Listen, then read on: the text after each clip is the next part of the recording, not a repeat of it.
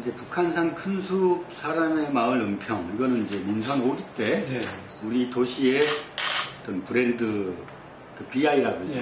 BI로 이제 설정을 했는데, 아시다시피 서울에 이렇게 큰 세계적인 산이죠. 북한산이 이제 우리 은평구에 있다는 게 은평 구민들에게서는 제일 좋은 자연의 혜택이죠. 그래서 구민들은 이제 자연을 닮아 간다고 하지 않습니까? 사람도. 산을 좋아하고 또 잘 어울리고 공동체 문화가 살아있고. 그래서 이제 마을 공동체 부분은 은평구가 서울시에서도 매년 가장 우수한 평가를 받고 있습니다.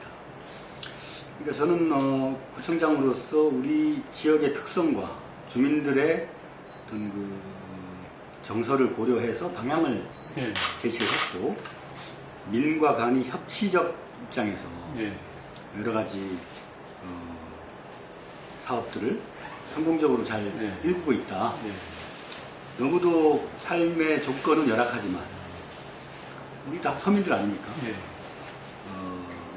일자리 불안, 부동산 시장의 어떤 여러 부침들, 그런 것들 때문에 삶의 조건은 매우 어렵습니다. 이 어려운 상황에서 서로가 연대하고 공유하고 상생하면서 이 위기를 극복하는 은평구, 그런 어떤 주민 주도의 은평구의 정책을 계속 잘 이끌고 있다고 생각합니다. 그러니까 이제 은평구는 예전에 불황인 시설, 장애인 시설, 고아 시설, 이게 이제 30년 전, 40년 전부터 많이 이렇게 그래서 이제 왜 은평구에 이런 그 당시에는 그런 걸 혐오 시설로 그랬는데, 지금 만약에 강남 같은 데다가 불황인 시설을 만든다 그러면 난리가 나겠죠. 근데 우리 은평 구민들은 그걸 다 수용했었어요. 우리 뭐 천사원, 또 은평의 마을, 불황인 시설이죠. 그 다음에 이제 꿈나무 마을이라서 고아들 시설, 다 우리 마을 속에 들어와 있거든요. 거기에서 가장 앞선 복지적인 노하우가 경험치를 쌓았고, 그것이 이제 마을로 또 관으로 흘러 들어온 거예요. 과거에는 뭐 발전에 져야 되는 세력 시설로 봤던 것이 지금 시대는 또 보편적인 복지 시대로 가고 있지 않습니까? 지금 시대에서는 자양분이 되고 있다. 그런 것이 이제 우리 은평만의 독특한 경험 속에서 나오는 자산이다. 그러니까 부정적 그 네거티브적인 요소를 긍정적으로 전환시키는 하나의 계기죠. 매년 은평구는 복지 부분에서는 작년에도 보건복지부에서 최우수 평가를 받았고, 올해도 마찬가지고. 그리고 복지 그 대상자의 숫자는 예를 들면 인근 종로구에 비해서 3배 이상 많아요. 그러니까 구청의 공무원 숫자는 일정한데 그 대상자가 3배가 많다는 것은 노동의 강도가 3배가 높다는 얘기죠. 그럴 수 있죠. 그런 와중에 아무튼 이런 성과를 냈다는 것은 우리 1200 은평 공무원 가족들이 정말 열심히 일했다, 그렇게 평가를 받을 수가 있겠죠. 그거는 우리 오랜 지역의 어떤 그 토대 속에서 꼽힌 거라고 생각하고요. 제가 이제 취임을 해서는 주민 참여 예산제, 그걸 이제 쭉 시행을 해서 그게 전국적인 모범 사례가 되고 있고, 또 마을 공동체, 그건 박원순 시장 때부터 이제 또 활발화됐고, 뭐 사회적 기업이나 뭐 협동조합, 뭐 이런 것도 민선 5기 때부터 이제 시작해서 어느 정도 이렇게 그 모양은 잘 꾸며놨다. 그리고 일자리에서도 4년 연속 평가를 좋게 받고 있고. 그래서 그 원동력이 뭘까? 예전에는 제가 직접 끌고 갔어요. 처음에 취임했을 때는. 이제 근데 한 2년, 3년 이렇게 지나면서 이게 시스템으로 정착이 된 거죠. 그리고 인사에 있어서도 성과를 낸 직원들에게 우선권을 주겠다. 그런 식의 평가 시스템이 이제 공무원들한테 전체적으로 알려졌고, 사실 작년부터는 제가 직접 끌고 나가는 사업들은 그렇게 별로 없었습니다. 대부분 국장, 과장, 팀장들이 현장에서 솔선수범했고, 그러면서 이제 이런저런 분야에서 많은 성과들이 더 올라오더라고요. 네. 결국은 이제 수직적인 리더십보다는 수평적인 리더십, 네. 또 어떤 그 의무나 책임의 강조보다는 자율성, 네. 이것이 훨씬 더 생산적이다. 네. 그런 나름의 결론에 도달하게 되더라고요. 네. 잘 되고 있습니다. 네. 그 개발 시대, 그러니까 개발 일변도의 시대는 이제 사실 좀 끝났다. 그러니까 강남 같은 경우도 한전 부지, 현대자동차에 상당히 고가로 팔고 했는데, 저는 그걸 일종의 아천루 효과? 그러니까 그 경기가 어려울 때 고층 빌딩을 짓잖아요. 그 짓고 나면은 경기가 하락하지 않습니까? 강남식의 개발 지상주의 시대는 이제 더 이상 생산성을 발휘하기 어려운 시대로 접어들었다. 그거는 이제 뭐 고령화, 그다음에 인구, 생산 가능 인구의 축소 경향, 이런 것과 연관되어 있고, 우리의 성장 잠재력도 대한민국에 많이 떨어져 있죠. 그거는 이제 경부고속도로를 축으로 해서 서울과 그 영남을 연결하는 그 경제 벨트가 주로는 이제 중화학공업도 있습니다만은 이제 SOC, 뭐 건설, 토목 이런 쪽 산업들이란 말이에요. 근데 이제 부동산, 뭐 건설, 토목 분야 이런 걸 보면 뭐 4대강 해도 무슨 일자리를 창출하고 또는 새로운 경제적 성장의 모멘텀을 올리지 못했거든요. 이제는 그런 식의 개발 방식으로는 어려운 시대로 접어들었다. 그렇다고 해서 개발을 안 할 거냐? 저는 이제 새로운 어떤 우리 경제의 영토를 넓히는 방향으로 새로운 사고의 전환이 필요한 시기다. 남쪽으로 내려가던 경제는 이제 더 이상 성장이 어렵고 노동 인구의 감소 때문에 어렵다면 새로운 노동 인구를 흡수해야 된다. 그게 이제 뭐 개성공단을 비롯해서 경의선을 타고 수색에서 저 올라가야 되겠죠. 통일로로 이제 또 육로로 올라가야 되겠죠. 그래서 이제 철도가 유라시아까지 뻗어나가야 되고, 그래서 우리의 경제 영토를 확장한다는 개념에서 보면 서울에서 북쪽으로 올라가는 새로운 동력이 앞으로 우리 대한민국의 새로운 성장 동력이 될 것이다. 그렇게 본다면 서울 최서북단에 위치한 은평구야말로 은평구의 변화와 발전이 서울의 변화 발전을 추동하는 동력이 된다. 그런 차원에서 저는 이 문제를 바라보고 있거든요. 그래서 이제 수색역은 경의선이 올라가는 그 길목이고 공항철도하고 연결되어 있죠. 그래서 이 경의선이 나중에 남북 경협이 활성화되고 뭐 평화 통일 무드가 이렇게 형성이 되면 아주 중요한 우리 경제의 중심축이 되기 때문에 그 일대를 유통과 문화와 어떤 새로운 상업의 전진 기지로 만들 필요가 있겠다 해서 수색역 개발에 들어가 있습니다. 지금 작년에는 이제 사업자가 나타나지 않았고 어려움을 겪었는데 그 사업자가 지금 나타나 있습니다. 서울시하고 코레일하고 우리 구가 협약을 맺어가지고 1단계, 2단계, 3단계 플랜을 짜고 1단계 사업을 이렇게 일종의 선도 사업으로 해서 추진하기로 했고, 이제 우선 협상 대상자로 모 기업이 선정되어 있습니다. 이제 거기가 상암동, 마포구에 있는 상암 DMC하고 연계해서 새로운 서북부 발전의 벨트로 될 것이고요. 두 번째는 이제 은평 뉴타운입니다. 은평 뉴타운은 뭐 주거 지역으로서 아파트들로 이렇게 다 들어와 있습니다만, 거기에 카톨릭 법인이 종합병원을 세우고 있습니다. 이제 병원이라는 게 의료시설인데 그 뒤에는 이제 소방행정타운이고 소방도 사람 살리는 거잖아요. 그다음에 그 의료법인도 사람 살리는 거고, 그래서 이제 그게 북한산 자락에 있어요. 그러니까 의료는 자연환경과 아주 밀접한 연관이 있지 않습니까?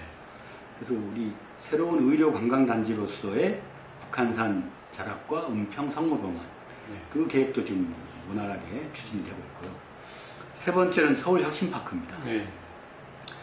이거는 박원순 시장과 이제 제가 서울에 필요한 게 뭔가, 거기 이제 원래 국립보건원 식약청 부지였거든요. 식약청이 옮기면서 거기 땅이 많이 남았는데 여기를 강남 방식으로 개발할 거냐. 그게 이제 뭐 빌딩 세워가지고 백화점 유치하고 하는 건데 그런 방식은 이 지역의 상권을 다 빨아들일 수가 있죠. 그리고 강남과 유사한 방식은 강남을 이겨낼 수가 없다는 거죠. 그럼 어떤 방식이 좋은가? 우리는 어떤 부분에 착목을 했냐면은 젊은이들의 일자리 문제. 지금 뭐 청년 배당 문제도 지금 서울시에서 논란이 되고 있습니다. 젊은이들이 공무원을 하거나 대기업에 들어가거나 이걸로 이제 스펙 쌓기 경쟁을 해왔는데 대다수는 다 비정규직으로 전락하잖아요. 근데 이 젊은이들은 갖고 있는 열정이 있고 아이디어가 있잖아요. 그래서 그 혁신적인 젊은이들의 아이디어를 사업화하자. 이게 서울혁신파크의 취지예요. 지금 1000명의 혁신가들이 모집이 돼 있고 그 친구들이 아주 어떠한 제약도 없는 상태에서 자유로운 상상을 혁신파크에서 합니다. 그러면 거기에 그 발굴된 어떤 아이디어를 서울시의 사회 문제를 해결하는 어떤 컨텐츠로 만들 생각이죠. 우리 지역은 테스트 베드로 우리 은평구를 내놓겠다. 여러분들의 아이디어를 마을의 발전에 도움이 될 수 있는 아이디어라면 얼마든지 사겠다. 그렇게 접근하고 있어요. 그래서 대규모 개발은 이제 수색역 중심으로 갈 거고 북한산 자락의 은평 뉴타운 쪽은 주로는 의료, 또 소방 안전, 그다음에 문화 이런 컨셉으로 해서 현대와 과거가 같이 만나면서 자연 친화적으로 나아가는 그런 부분이고 혁신파크는 이제 이노베이션, 새로운 아이디어, 젊은이들의 열정, 이 살아 숨쉬는 공간 이렇게 이제 삼각축을 형성해 놓고 있습니다. 일단 우리가 말씀하신 것처럼 산업 시설이 취약하잖아요. 제일 큰 기업이라고 해봤자 마트, 대형 마트. 대부분이 다 영세기업, 5인 이하, 간의 수공업도 많고요. 뭐 이렇게 OEM으로 받아다가 옷 같은 거 만드는 그런 회사를 좀 있고. 그러다 보니까 거기에 고용된 사람들은 대다수가 우리 지역 주민이에요. 우리 지역 주민의 일자리 형태는 50%는 아침에 출근해서 바깥에 나가서 일하고 저녁에 들어오고 50%는 이런 뭐 전통 시장이라든가 작은 가게라든가 중소 영세기업 이런 데서 일을 하시거든요. 그렇기 때문에 어떻게 보면 중소기업, 영세 작은 기업들이 일자리를 많이 커버하고 있어요. 그런 작은 기업들에 대한 지원을 전략적으로 늘리는 거죠. 그리고 사회적 기업이나 협동조합, 마을 기업, 또 자활 기업 그런 데에 상당한 포커스를 맞추고 있습니다. 그러니까 또 거기다가 노인 기업, 노인 일자리 이런 것도 많이 만들고 있어요. 예를 든다면 아파트의 택배 그걸 어르신들이 해요. CJ 택배하고 협약을 맺어가지고 그러니까 어르신들이 하면은 젊은 분들보다는 어르신들이 좀 느리긴 하죠. 그러나 그 아파트 주민이 봤을 때는 동네 어르신 안전함이 있고 정이라는 게 있지 않습니까? 훨씬 더 좋아하더라고요. 그 다음에 뭐 목공방 그런 걸 또 어르신들이 만들어가지고 아이들 어린이집에다가 이렇게 가구를 만들어서 팔아요. 그 다음에 꽈배기 나라 그거 매출이 되게 많이 나갑니다. 1억 이상 가까이 1억 가까이 매출이 나요. 그걸 이제 주로 학원가나 아이들 방과 후에 집에 들어갈 때 아주 영양 좋은 꽈배기 잘 사 먹어요. 어르신 일자리도 엄청 신경을 쓰고 있고 아까 얘기했던 협동조합이나 사회적 기업들 그리고 여기 아까 그 혁신파크하고 연결된 여러 가지 중간 경제 조직들 그런 데서 자꾸 이제 새로운 일자리들을 만들고 있고 또 그런 것이 이제 티끌을 모아서 태산을 만든다 이런 개념으로 그렇게 하나둘씩 하고 있습니다. 이 진관동 쪽은 과거에 한양으로 개성에서 내려와서 한양으로 들어오는 기목이고 창릉천까지 배가 들어왔기 때문에 중국과의 물류의 또 거점이기도 했어요. 거기 역사 전통을 찾아봤더니 참 지금 현재는 오래된 미래 이런 개념으로 볼 수도 있겠다. 거기 보면은 금암 기적비라고 있습니다. 그게 정조가 직접 그 친필로 비를 세운 건데요. 영조를 기리는 뜻이에요. 영조가 이게 민본 백성들을 위한 정치를 했다 해가지고 옛날에 뭐 소도둑놈을 잡았는데 훈방을 해줬다는 그런 스토리가 있고, 청담사지라고 했습니다. 옛날 통일시대 때 화엄 10찰 중에 하나예요.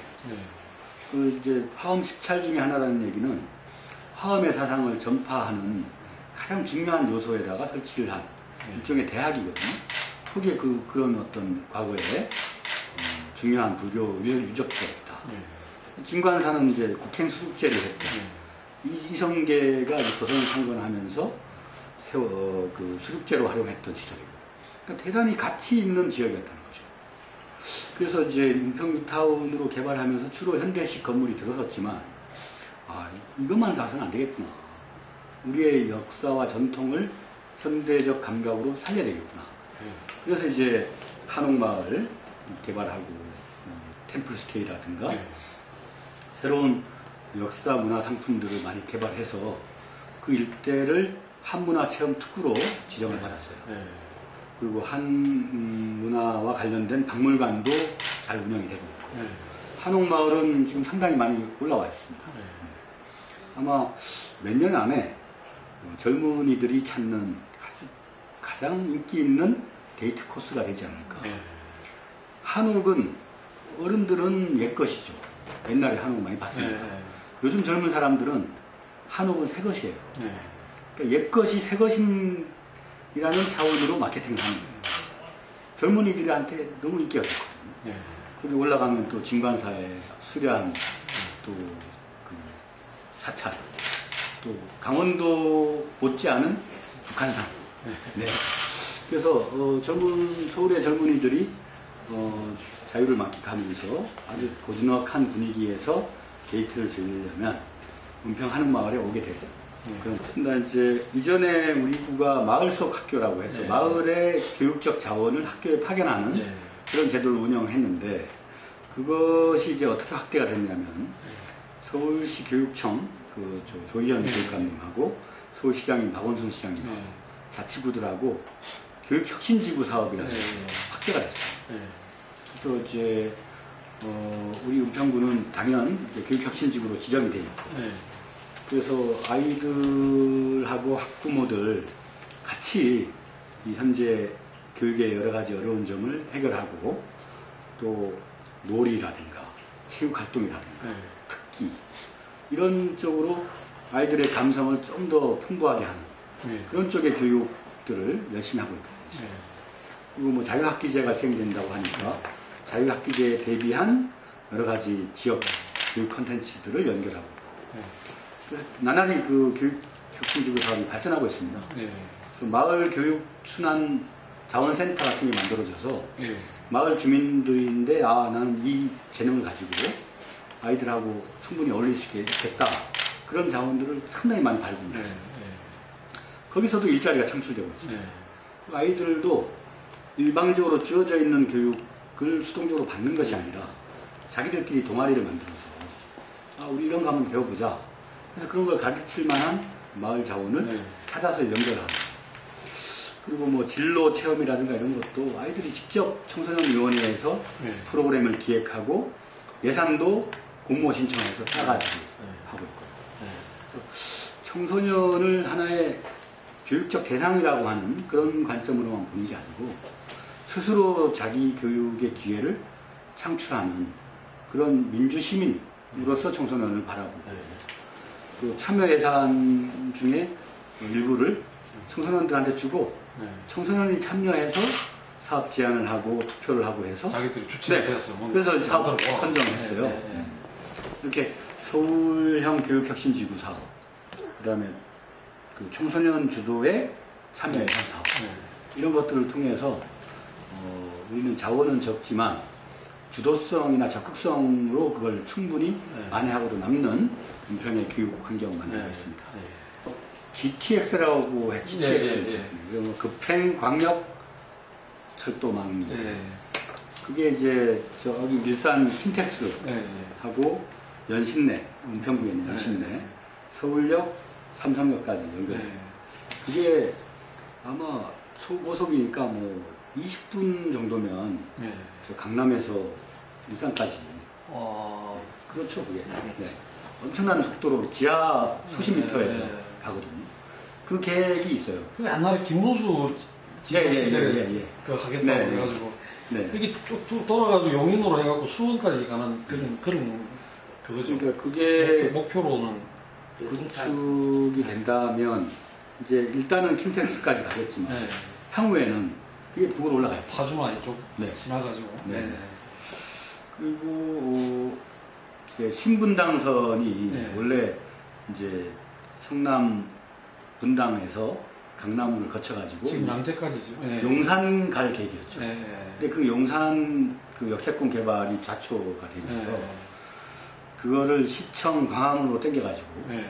은평 뉴타운 삼성으로 연결되는 그 사업을 현재 국토부와 서울시가 협의 중에 있습니다. 네.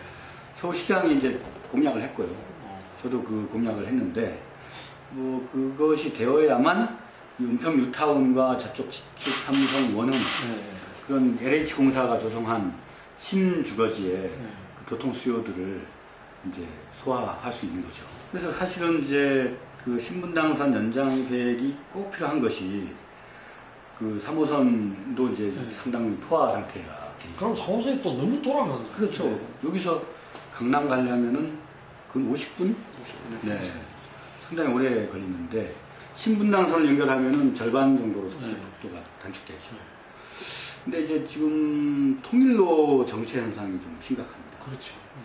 근데 그거를 이전에는 이제 은평 세길이라고 해서 서울시가 LH공사로부터 교통 수요가 유발되고 있으니까, 그러니까 지축 삼성원은, 그러니까 거기서 이제 내세운 대안이 국립공원 지하로 해가지고 이제 청와대 옆으로 해서 이제 뻗어나가는 은평 세길인데 그 사업 계획이 지금 차질을 빚고 있어요. 환경단체 분들은 이제 국립공원 뚫고서는 안 된다는 입장이고, 종로구에서는 뭐 왜 우리 동네에 차들 들어오게 하느냐 반대하고 있어요. 근데 그 문제에 대해서 저는 심각한 고민을 해봐야 되지 않겠는가. 그러니까 통일로는 통일의 그야말로 아주 기간도로인데 지금 현재 이 상황에서도 도로 기능을 제대로 못하고 있거든요. 그러니까 용로로서 앞으로 이제 아까 얘기했던 그 통일의 어떤 그 중심축인 어떤 도로로서 활약을 하려면 뭔가 제2의 통일로라는 그런 개념이 필요한 게 아닌가. 그러니까 은평세길이라는 단지 그냥 지축 삼성 원흥 지구의 교통 수요를 해결하는 그런 접근 방식이 아니라 서울의 앞으로의 평양과의 어떤 그 교류 그런 걸 봤을 때 교통이 막혀서는 네트워크 활성화가 될 수 없지 않습니까? 그러면 하나의 제2의 통일로적 차원에서 그 도로 문제도 봐야 되지 않겠는가. 그 조직 중에 희망마을 담당관이라고 있습니다. 거기에 이런 풋뿌리 조직들을 발굴 해서 마을 공동체 사업으로 만드는 그 마을 공동체로 연결되어 있는 주민들이 한 5,000명 정도 돼요. 이런 작은 동아리들. 그 서울시에서 작게는 뭐 100만 원, 많게는 200만 원 이런 정도의 그 마을 공동체 활동 지원도 있고. 참 그 보이지 않는 곳에서 뭐 주부들, 어르신들, 마을의 다양한 구성원들이 그 마을의 특성에 맞게 참 여러 가지 자조 모임들을 하고 있습니다. 그런 걸 통해서 마을의 안전을 또 주민들 스스로가 도모하고 또 여러 가지 요즘 그 경제 사정이 안 좋은데도 뭐 공유적 방식으로 여러 가지 경제적 어려움도 타개하고 있고 그것이 아까 얘기한 우리 은평구의 뭐 이게 모임이 많은 그런 특징들 이런 것들이 잘 이제 구현이 되고 있다. 그러니까 마을 단위에서 주민총회가 있으면 좋겠어요. 우리가 내년부터는 주민자치 시범을 사업을 통해 가지고 마을 총회 같은 걸 통해서 뭐 마을에 필요한 사업들을 결정하고 그런 식으로 이제 그 방향을 잡고 있어요. 네. 근데 이제 실험을 해봤어요. 이제 신사동 산세마을. 네. 거기에 경관 가꾸기 사업이라는 것을 네. 오세훈 시장 때 예산을 한 10억 땄습니다. 그리고는 이제 우리 두꺼비 하우징이라고 네. 이제 마을 그 재생 사업. 네. 그 시범구역으로 지정을 해가지고 어떤 방식을 택했냐면은, 자, 마을을 예전에는 뭐 그냥 전문가가 와서 딱 보고는 지도를 그려가지고 설계도를 짜서 시행을 하면 주민들은 막 박수를 치고 말았잖아요. 네. 설계도를 주민들이 그리는 겁니다. 여기 짜투리 공원에다가는 뭘 만들고, 저 뭐죠, 쓰레기 야적장 같은 데는 치워서 텃밭으로 만들고, 그걸 다 직접 주민들이 설계하고, 또 주민들이 할아버지, 할머니, 뭐 아이, 손자 할 것 없이 나가서 작은 일이라도 하는 거예요. 그리고 예전에는 무조건 비싼 거, 예산 많이 있으면 많이, 내 돈이 아니니까. 네. 그랬다면은 총액을 얼마를 딱 주고 여러분이 알아서 쓰시오 하니까 보도블록도 비싼 거 안 써요. 간단한 거, 거칠거칠한 거 쓰더라고요. 간단하면 되는 거다. 또 미끄러우면 넘어질 우려가 있으니까 던져보고 깨보고 만져보고 그러면서 선정을 하게 됐어요. 그랬더니 적은 비용으로 최대의 효과를 만들겠더라고요. 마찬가지로 마을 단위에서 민원성으로 예산을 요청하면 그러면 이제 쓸데없는 예산도 많이 신청하고 그러거든요. 그것이 아니라 그 마을에게 우리가 갖고 있는 재원이 이 정도 있는데 당신들이 알아서 꼭 필요한 일을 한번 써보시오. 그러면 이 사람들이 정말 진지하게 토론해가지고 절감할 건 절감하고 그러면서 이제 그 사업이 이루어지더라. 그리고 본인들이 직접 기획하고 만든 거기 때문에 불만을 남한테 얘기 안 하는 거예요. 이런 게 문제가 있으면 모여가지고 이걸 또 어떻게 고칠까. 주인의식이 높아지는 거죠. 이제 그런 방식의 마을 사업들이 곳곳에서 이렇게 일어나고 있기 때문에 하나의 뭐 이렇게 마을 단위의 민주주의, 또 직접 민주주의 그런 걸로 하나의 그 큰 방향을 그리고 있습니다. 뭐 스위스 같은 데는 란치게 마인드라고 해서 뭐 10,000명이 살고 있는 자그마한 마을에 주민 5,000명이 모여가지고 조례도 주민투표를 해요. 예산도 주민투표로 선정하고 그런 걸 이제 우리도 많이 은평구 정도면 한번 해봤더니 50만 인구 중에 모바일 투표로 최대 45,000명이 작년에 투표를 했거든요. 그러니까 요즘은 뭐 플랫폼이 좋아져가지고 오프라인뿐만 아니라 온라인에서 얼마든지 의견을 교환할 수 있기 때문에 주민 숫자 대비 10분의 1 이상은 참여할 수 있는 이런 마을 단위의 어떤 민주주의가 직접적인 민주주의 형태로 만들어질 수 있다고 봅니다. 사천은 아니죠. 공유, 사회적, 경제, 상생 뭐 이런 건 거의 이제 다 초록은 공색이죠. 근데 우리 저쪽 응암동 쪽에 한 2,000명 정도의 회원이 있는 이 푸마시라고 푸마시의 현대판 재능을 서로 교환하는 뭐 내가 집 고치는 재능이 있다. 그럼 그 재능을 홈페이지에 올려놔요. 그럼 그걸 필요로 하는 사람이 그 사람은 영어를 잘 가르쳐요. 막 교환을 하는 거예요. 그리고 통장에다가 이제 자기가 판 걸 이렇게 기록을 해놔요. 다 기록을 해주거든요. 내가 내 통장에 5만 문이 있다. 그럼 그 5만 문을 가지고 다른 사람의 재능을 사는 거예요. 그 재능 교환 방식의 공유 경제를 이푸마시에서 시범 사업을 했거든요. 그게 인기가 좋았어요. 그래서 그걸 또 서울시에 참여예산 신청을 해가지고 불광동에 공유센터를 만들었습니다. 그래서 이제 물품, 뭐 캠핑 장비라든가 1년에 한두 번 쓰는 뭐 전동 드릴이라든가 뭐 이렇게 그런 물품들을 아주 싼 값에 대여를 해줍니다. 그러면 또 자기가 갖고 있는 물건 중에서 공유품으로 내놓을 수도 있고 그렇게 공유센터가 운영되고 있고 재능이 있는 분이 목공도 가르쳐주고 또 DIY라고 해서 간단한 이런 수리라든가 손으로 할 수 있는 그런 기술들을 가르치고 있어요.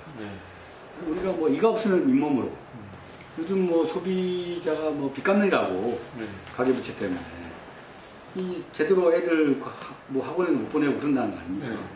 그러면은 나의 재능을 누군가에게 팔고 누군가의 재능을 또 사고 네. 그러면서 부족한 어떤 소비력을 충당하는 그런 측면도 있고 또 이웃 간에 서로 어울리니까 네.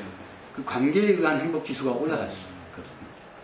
그래서 공유 경제는 사회적 경제하고 같이 항상 같이 가는 거라고 생각합니다.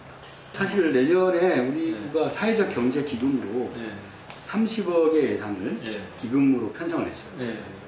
그리고 앞으로 이제 신협이나 금고 이런 데서 또 매칭 예. 투자를 받아가지고 지역의 공유경제, 사회적 경제 이런 쪽에 필요한 자금들을 시드머니를 예, 실제로 지원, 융자할 예. 수 있는 예. 그런 그 기본 기금을 확보해 놓았습니다. 그리고 여기 혁신파크에 이제 아까 청년 기업들, 혁신가들의 아이디어가 있다면 우리가 과감하게 지역으로 예. 그 실험을 할 수 있는 그런 자금도 투입할 의향이 있고요. 지방자치 20년이면 이제 성인기에 접어들어 이제 우리 국민들의 기대감 이런 거는 이제 20년 됐으니까 체력도 좋아지고 독자적인 생각과 어떤 자기 생활 가능한 그런 구조가 됐을 거라고 보는데 상당한 후퇴가 있었죠. 불균형 상태. 우리는 지금 상당히 그 하체, 지자체는 하체거든요. 하체가 탄탄해야 되지 않습니까? 완전히 말라 비틀어지고 있죠. 그리고 뿌리가 깊게 그 영양분을 흡수하려면 깊이 들어가야 될 거 아닙니까? 근데 그 나무 그 기둥과 이게 줄기가 어떻게 보면 있는데 뿌리들을 자꾸 잘라버려요. 뭘 했다 그러면 지자체의 문제로 돌리고 그리고 뭐 낭비를 했다 그러면은 지방자치단체들이 낭비를 한다는 거예요. 대단히 그 왜곡된 접근 방식이거든요. 제가 국회에 있으면서 봤을 때 뭐 수백억짜리 사업들이 쪽지 예산으로 타당성 검토도 안 되고 그게 이제 정부가 장려하는 SOC 사업들입니다. 또 지방의 국회의원들이 뭐 의정복을 할 때 무슨 생생용으로 도로 무슨 항만 해놓고 차도 안 다녀요. 그렇습니다. 실제로. 너무 과도하게 사회간접자본에 우리 공공예산을 투입하고 있다. 그거는 지방 토건족과 어떤 정치 세력 간의 그 결탁 그런 것도 있고 국가가 경제 성장 뭐 경기 부양 정책으로 제일 많이 활용하고 있는 게 공공 SOC 투자 사업이에요. 근데 지방 우리 소리에 있는 자치구들 보면은 연간 기초연금이나 무상보육 그 기백억씩 부족해가지고 맨날 이제 서울시장이 한번 봐주십시오. 정부에다 대고 속이에 경리를 끼지만 떠들어 대고 있죠. 근데 효율적인 투자, 뭐 생산적 복지 그런 것도 정부 단위에서 못해요. 실정은 모르잖아요. 정부는. 그러니까 우리는 마을 단위까지 다 연결돼 있잖아요. 통반장, 동주민센터가 있고 지금 서울시는 이제 찾아가는 동주민센터로 이 사회복지사들을 또 간호사들을 마을로 파견을 하고 있거든요. 그래서 아주 그날의 구체적이고도 직접적인 그 도움을 필요로 하는 대상자들이 나온단 말이에요. 근데 긴급 복지 서비스를 우리가 해야 되는데 정부가 부담해야 할 보편적 복지 부분을 우리 보고 분담하라고 하니 긴급 복지를 할 수가 없어요. 그러니까 보편적 복지는 정부가 하고 긴급 복지나 구체적이고도 특색에 맞는 복지는 지역이 해야 돼요. 근데 지역에서 하고 있는 복지 사업을 중복이라고 페널티를 주겠다. 그렇게 나오고 있잖아요. 그래서 이건 시대에 역행하는 거 아닌가. 우리나라는 뭐 아시다시피 OECD에서도 복지 지출이 꼴찌에서 두 번째, 뒤에 멕시코 있지 않습니까? 그런데 이걸 복지 포퓰리즘이라고 해요. 영양실조인데 사실 알고 보면. 영양실조면은 다이어트 하면 안 되거든요. 다이어트 하면 죽으라는 얘기예요.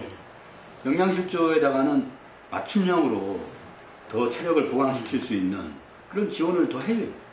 근데 아까 얘기한 그 공공 SOC, 낭비되는 수천억짜리 그런 거는 막 펑펑 쓰면서 어르신들이나 우리 아이들이나 그 사람에 투자하는 그 비용은 주기 싫어가지고 떠넘기고 이런 식의 어떤 왜곡된 지방자치 제도에 대한 인식 그런 거는 정부에도 도움이 안 될 것 같아요. 솔직히 왜 그런지 모르겠어요. 그리고 새마을운동 우리 박정희 대통령 때 했지 않습니까? 그럼 노래가 살기 좋은 내 마을 우리 힘으로 만드세요. 주민 스스로 하도록 장려하자는 거죠. 관이 해주는 것이 아니라. 그러면 어떤 단위에서 주민 스스로 하도록 설계를 할 수 있겠습니까? 중앙정부 단위가 아니거든요. 지방 단위고 마을 단위예요. 그럼 마을과 지방에다가 더 많은 재량과 권한을 줘서 스스로의 힘으로 마을을 발전시킬 수 있도록 하자는 것이 지방자치제도의 취지인데 밑에서 뭘 하고자 하면 좀 이상한 눈으로 보고 좀 이상하다고 생각합니다. 제가 지난 그 혁신위원회 김상권 혁신위원회 출범했을 때 주로 이제 지자체장들로부터 혁신을 어떻게 해야 될지에 대한 의견을 직접 많이 청취를 하셨어요. 김상권 혁신위원장이. 그때 저는 저도 오랫동안 뭐 국회에 있었고 당에 있었기 때문에 수많은 혁신 과정을 봤죠. 다 실패했어요. 그러니까 진단과 처방이 잘못됐다는 겁니다. 그러니까 상당히 그 자학적인 혁신을 해요. 얼마를 치겠다. 누구를 뭐 어떻게 해. 그건 저는 우리는 치유적 혁신을 해야 된다. 이렇게 주장했어요. 왜냐하면 야당의 정치인들은 항상 생존의 길목에서 왔다 갔다 해요. 솔직히 뭐 벌어놓은 것도 별로 없고. 그러다 보니까 항상 불안하죠. 그런 걸 전문적인 어떤 심리학적 용어로 그 레밍 효과라고. 그게 이제 스칸디나비아 쪽의 들쥐인데 몇 년에 한 번씩 들쥐들이 한꺼번에 벼랑 밑으로 떨어져 죽는 거예요. 한 놈이 뛰면 다른 놈도 뛰고 그 수많은 이 들쥐들이 벼랑을 향해 달려가는 거예요. 근데 그 이유가 뭔가? 생존 스트레스예요. 사느냐 죽느냐의 기로에 항상 스트레스가 과중되어 있다 보니까 뭔가 스트레스가 쌓이면 탈출하고 싶잖아요. 말도 막 나오고. 한 놈이 뛰니까 딴 놈도 덩달아 뛴다. 거의 저는 야당의 심리 상태는 공황 상태, 이런 상태가 지속됐다. 보세요. 오죽하면 노무현 대통령 그런 어떤 극단적 선택까지 가게 됐고 선거 때마다 졌고 보궐선거 수십 차례 졌고 그래서 누구나 다 공포감을 갖고 있는 것 같아요. 누구를 믿지도 못하고.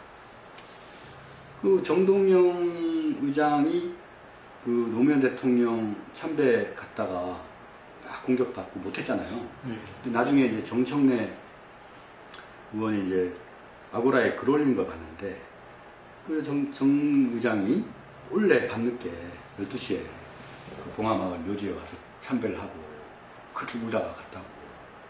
저는 패배한 자, 실패한 자들은 대다수가 쉽게 저놈 때문이야 라고 해버리면 간단하기 때문에 손가락질하는 경향이 강한데 정말 동제로 무장한 그런 정당으로 거듭나야 된다.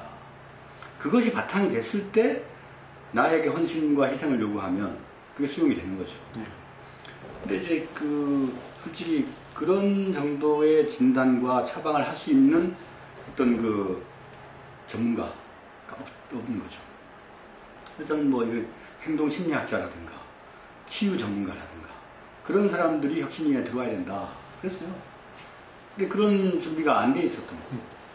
그러면서 이제 그 혁신을 통한 통합이 아니라 혁신난 이후에 20% 하면서 이제 또 불안 공포감을 줬는지 어쨌는지 몰라도 난리가 났죠.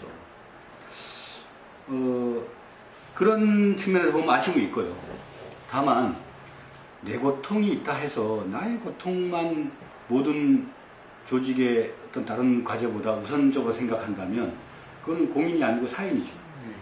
지금 일부 당대표를 공격하고 한 사람들, 그런 사람들은 제가 한 번도 그 사람들이 정부에 대해서 과감하게 비판하고 그런 걸 못 봤어요. 조경태 같은 사람은 뭐 어떻게 우리 당에 있는지 모르겠어요, 솔직히. 내가 페북에다가도 아이고 저런 사람 왜 우리 당에 있는 거냐. 우리 당을 공격하는 게 임무다. 네? 총구를 거꾸로 돌려서 맨날 이쪽으로 쏴. 그런 당이 어떻게 되겠습니까? 그러니까 동지애를 원한다면 총구를 거꾸로 돌려 쏘지 말고 토론을 요구하고 그래야죠. 저는 이 팔로우십이 매우 중요하다. 리더십보다. 그 과학적으로도 어떤 조직의 발전에 차지하는 역할이 팔로우십이 70%라는 거 아닙니까? 지금 이 상태는 문재인 대표가 아니라 김대중 대통령이 살아 돌아오셔도 뭐 예를 들면 강력한 공천 권한이라든가 그런 걸 안 갖고 있기 때문에 다 쥐들이 잘나서 국회의원 됐다고 생각하지. 뭐 당원에 대한 혹은 뭐 국민에 대한 혹은 뭐 당의 리더십에 대한 존경심 없어요. 그러니까 국회의원들은 정신 바로 잡아야 돼요. 그러니까 치유도 한편 해야 되고 정확하게 진단해야 왜 저런 이유도 없이 무작정 서로 공격해야 되고 자학하고 그런 걸 가는가. 그 이유를 정확히 진단하고 그 정확한 진단에 의해서 치유를 하고 고쳐야죠.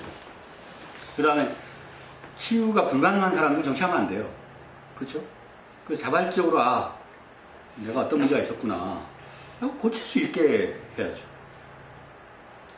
그리고 뭐 저는 안철수 대표의 어떤 그 이번 혁신전대에 의한 그걸 수용하지 않은 것에 대한 어떤 탈당은 아쉬움이 매우 큽니다. 근데 그분이 이제 그동안 야당의 문제점을 지적했던 거는 그런 동의하는 부분이 많아요.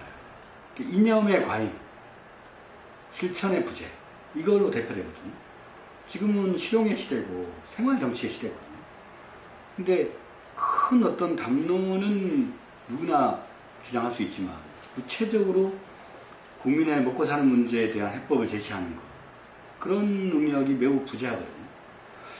근데 솔직히 저는 안철수 대표가 그런 부분에서 비전을 제시하고 지금 뭐 가계부채 문제, 금융자본주의 문제, 또 뭐 과학기술의 문제, 그런 문제를 의제에 올려서 그걸 가지고 당 안에서 치열하게 국민의 기준으로 바라본 어떤 의제를 가지고 그렇게 접근했더라면 훨씬 더 그 진정성이 더 많이 전달됐을 텐데 다소 형식 논리적인 문제로 좀 좁혀져가지고 아쉽습니다. 네. 저는 지자체장이지만 지자체에서 하고 있는 활동이 국민 한 사람한테 어느 정도의 영향을 미치는가 곰곰이 따져보면 5% 10%밖에 안 되는 것 같아요.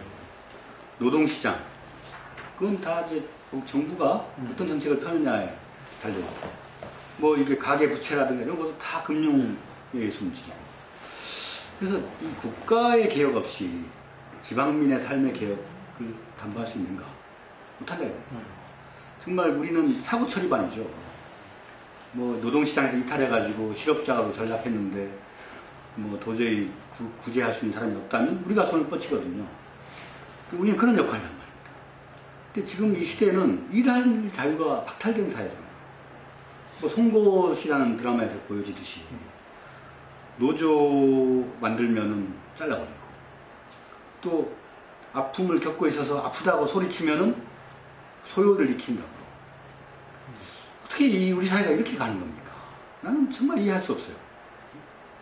그러니까 노동개혁을 한다 그러면 노동자 중심의 개혁이 돼야죠. 노동자가 더 일을 열심히 하고 잘할 수 있는 환경으로 개혁이 이루어져야 생산성도 올라갈 거고 또 노동자들의 임금이 올라야 소비를 해서 기업의 물건도 살 거 아닙니까? 모든 게 공급자, 기업이지. 그럼 결국 어떻게 되냐면 기업이 무한이윤 추구하고 단기이윤을 추구하다 보면은 이 근로자들이 절대적인 소비층인데 소비자들의 소비 능력이 감퇴가 돼가지고 물건을 못 사요. 그럼 어떻게 되겠어요, 물건이? 덤핑되고 날아가는 거죠. 그게 이전에 뭐 미국에서의 공황이라든가 세계의 경제사를 보면은 균형적인 순환이 이루어져야 경제가 건전하게 발전하는데 한쪽은 완전히 그냥 메말라버리고 한쪽은 그냥 막 터져버리고 그러면 사고가 터지죠. 저는 지금 우리 금융시장도 상당히 그 지금 위험하다고 생각하거든요.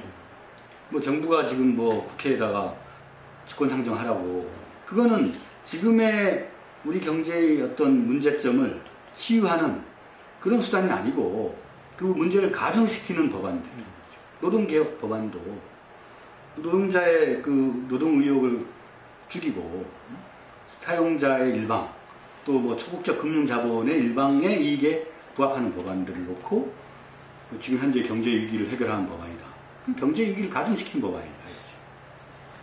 저는 이런 문제를 왜 새정치민주연합이 야당으로서 국민의 먹고 사는 문제와 관련된 의제를 가지고 여당하고 치열하게 싸워서 민생을 해결하는 집단으로 임지 메이킹을 해야 되는데 왜 공천 문제 그것도 지금 아직 가지도 않은 문제 그것도 허상의 그런 무슨 대표 리더십 문제를 가지고 전환을 치는지 정말 통탄하기 그지없다. 역사에 죄를 짓는 집단들이다. 정부 여당이 못하면 야당이 견제를 해야 되거든요. 견제하고 있는 야당한테 고난을 줬더니 총구를 가지고 국민들의 먹고 사는 문제하고도 무관한 지들 저 먹고 사는 문제, 생존의 문제 그거 가지고 맨날 머리 지르고 싸우고 정말 길이길이 역사의 그 심판을 받을 거라고 제가 좋아하는 요즘 말이 있습니다. 대부분의 그 위대한 성공은 그 중간 과정이 실패로 보인다는 겁니다. 그러니까 우리가 워낙 없이 살고 힘들다 보니까 항상 안전한 길로 가려고 해요. 모험을 쓰려고 하지 않습니다. 그러다 보니까 우리가 택하는 어떤 선택지는 매우 제한되어 있어요. 우리의 어떤 그 국가적인 시스템 속에 아주 작은 어떤 제한된 선택만을 하고 있다. 근데 우리가 막상 살다 보니 아까도 얘기했지만 우리 국민들의 삶의 90% 이상은 국가적인 법과 제도 거기에 얽매여 있어요. 좀 더 과감한 선택과 변화가 필요하다. 우리 삶을 옥죄고 있는 여러 가지 사설에 대해서 특히 부채 문제 이런 문제에 대해서는 우리가 빚진 사람이 무슨 할 말이 있어가 아니라 왜 빚지게 했느냐 왜 빚으로 성장을 일으키려고 했는가 그 책임에 대해서 분명하게 묻고 우리 사회의 새로운 진로에 대해서 그 소비자들이 과감하고도 적극적인 의제 생산을 해야 될 때다. 저는 예전에는 빈곤으로부터의 탈출이 지금 시대, 그 당시 시대의 시대 정신이었다면 지금은 빚으로부터의 탈출, 빚의 옥새로부터 벗어나서 정말 우리가 자유롭고 무한한 어떤 상상력을 가지고 살아나가야 되지 않겠는가. 그래서 내년 우리 은평구는 제일 중요하게 생각하는 게 금융복지센터 설립입니다. 지금 하고 있는 주빌리 운동 이런 것도 열심히 할 계획이고요. 더욱더 험악한 경제적 한파가 다가온다. 거기에 대한 대비를 정치권도 또 정부에서도 잘 할 수 있는 사회적 분위기를 만들 필요가 있고 지자체들은 긴급 복지할 수 있는 여력을 갖추도록 하겠습니다. 감사합니다.